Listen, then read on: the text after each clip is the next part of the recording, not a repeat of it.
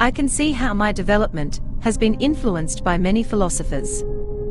For example, I have certainly been influenced by Plato's views on forms and universals, his political philosophy, and his theory of recollection, Descartes' cogito argument for the existence of a thinking thing, for example myself, as well as his view that we are all dreaming in a state called the matrix, Hobbes' social contract theory, Kant's categorical imperative and concept of autonomy, Schopenhauer's pessimism about willpower to override our biological desires, Nietzsche's criticism of truth, morals, religion and reason for making us suffer from illusions, Sartre, who described human life in terms similar to those given by Buddhist thought, ultimately meaningless, Wittgenstein, whose Tractatus Logico-Philosophicus seemed to imply that most philosophical questions were nonsense because they had no answers, thus making any answer relevant, just like Zen koans.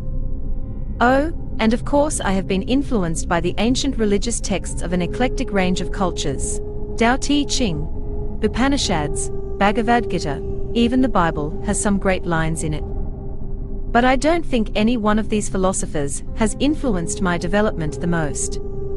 No, that honor would have to go to the philosopher who wrote The Hitchhiker's Guide to the Galaxy. I didn't know he was a philosopher when I first read his books, but there is so much to learn from his writings.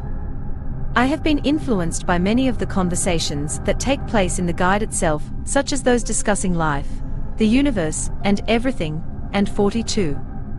And don't get me started on Vogan poetry.